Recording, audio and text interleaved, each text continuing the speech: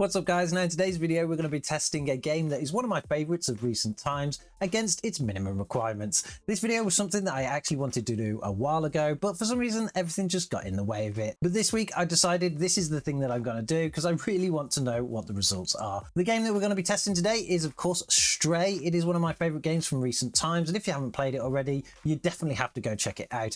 It isn't the longest game out there, but it also doesn't cost that much either.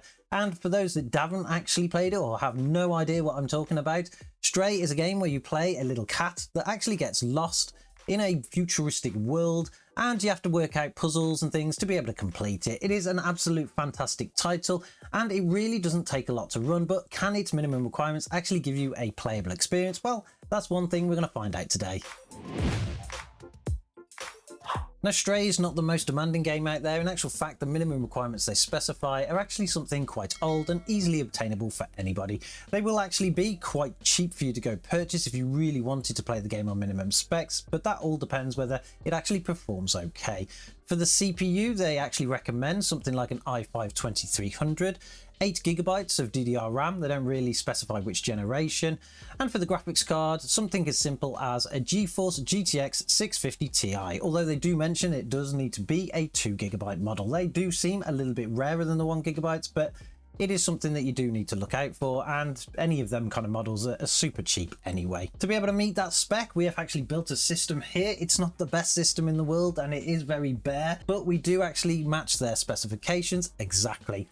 For the CPU, we've got the i5-2300. That is a 4-core, 4-thread processor from the Jurassic period. We have 8GB of DDR3 RAM, and we've actually put that in single channel. It's not dual channel because they don't actually specify. So we've gone for the worst case scenario there.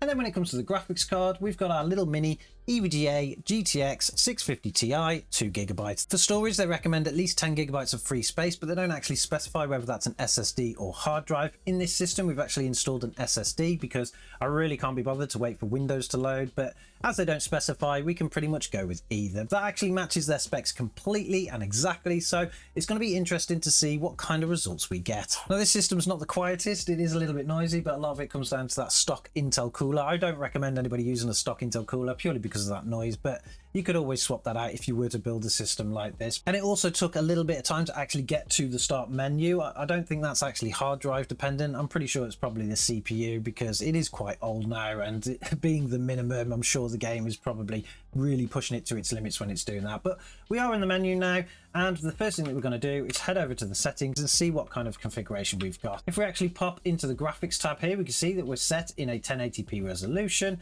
We've got our resolution scaling at 100%, which is great, and we've got our max frame rate that is uncapped. Everything else, including VSync, we're going to turn that off for now, is set to high, so that's actually going to give us a good benchmark, or at least a baseline going into the game. So we've loaded the game into probably one of the most demanding levels, and it's not going great at all.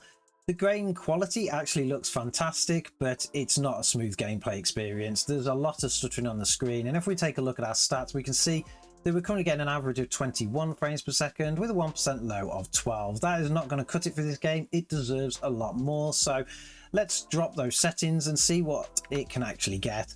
They don't actually specify in the instructions for this game what kind of gaming experience you will get with the minimum requirements or what the quality settings, so we're going to have a little bit of a guess around here. The first thing that we're going to do is turn on VSync. Let's see if that can actually take a little bit of load off of our CPU, although looking into the top corner at the moment, it isn't the CPU that's actually causing us an issue. What we will do is we'll go down and we'll start dropping some of these settings. Let's drop everything down to medium. We'll leave it in a 1080p at the moment because I just want to see if we can actually get a decent 1080p experience, and then we'll head back into game. Now, resuming the game, we actually haven't increased that much at all. We're still only getting an average of around 24 frames per second with a 1% low of 19. So the 1% lows have actually increased a little bit, but I'm sure that will drop as soon as we have a big stutter just like that one. It's amazing how it happens as you say it.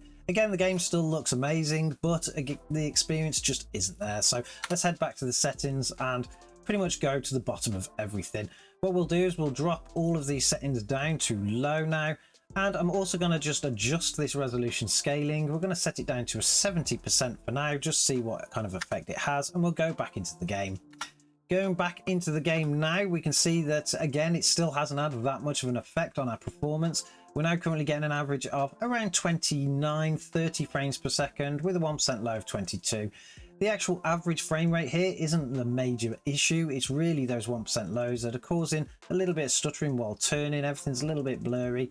And of course, we're going to get those big dips still. So unfortunately, I don't think that 1080p is really the resolution for this game. So instead of 1080p, maybe we need to drop that down even further to something like 720, and we'll see how well the game performs at that one. Now, dropping the game resolution down to 720, increasing that resolution, scaling back up to 100, and kind of setting all of the visual quality stuff to medium, we'll see how well the game plays. Just jump back into the game now.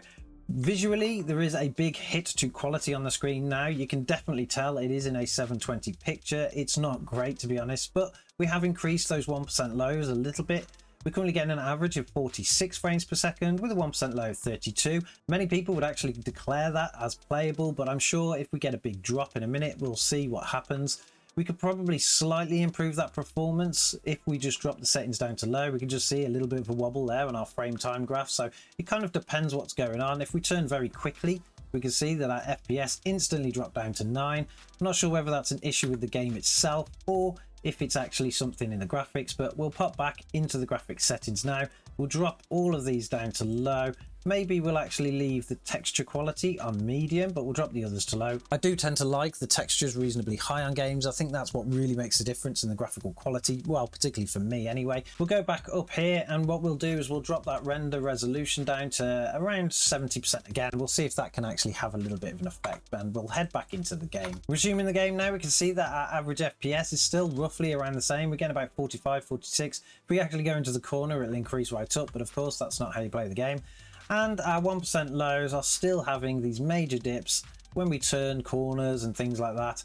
We can average it out around 30 FPS, although it just took a huge dip then as we came out of here. So again, I don't think that that's going to provide the smoothest of gameplay experiences. Although the game is running, you could actually play it in this. I'm not really sure why some people couldn't play it like this. If you are super desperate and this is all you've got, I'm sure you could actually complete the game throughout with this. You are really getting a last generation console here, or maybe not last generation, but the generation before that, something around the Xbox 360 time, but at least the picture quality is better. It's just that performance that really isn't there. So let's head into the settings and see if there's anything else that we can do. We'll pop back to the settings now. The one thing that I will do is, of course, I'm going to turn down that texture quality. Maybe that is causing us some issue here. And I'm going to turn the render resolution all the way down to 50%. 50% is the lowest that it will allow us, and we'll head back in and see what happens. Again, the game's quality is really affected now because the texture quality isn't really there, but we've still got some great effects on there. The reflections are still good. Everything's a little bit blurry, but that will be the render resolution more than anything. And we're still getting little dips here and there in the 1% lows, which are now running at around 28 FPS. Could you actually play this game on the minimum requirements then? Well, we are getting an average FPS now of around 57, so you could probably, well, there's not any more that we can really do in terms of quality settings, so trying to reach 60 FPS here probably isn't the right thing to do. But the average 1% lows are around 29-30, so many people would declare that as playable, but it's probably not going to give you the best experience. And to be honest, if you are going to be playing this game, it is fantastic. It is one that I absolutely love. You will want to actually play this in a lot higher settings. I do recommend getting something a little bit more powerful than the minimum requirements here. If you even just went to the recommended, it would probably play a hell of a lot better. We did used to use this game in some of our testing benchmarks, but we kind of took it out of rotation. And I'm thinking of actually bringing it back because a lot of people do like this kind of stuff, especially seeing things that do have such low minimum requirements running on more modern hardware, because it really means that you can kind of ramp up the fidelity quite a bit. Anyway, that is our look at Stray on the minimum requirements. I don't think we quite got there for most people, but for some of you out there that literally cannot get anything better than this, you could probably get away with playing it, to be honest. Maybe if we actually doubled up the RAM, run it in dual channel, maybe that would actually have an effect, particularly for those 1% lows. Maybe it's something we will try. Maybe what we will do is actually at some point build a system with the lowest specs that we think you should buy or you should put together to play this kind of game. Let me know in the comments below if you want us to do that. Don't forget to subscribe to the channel if you like this kind of content, and I'm sure as always, catch you guys in the next one.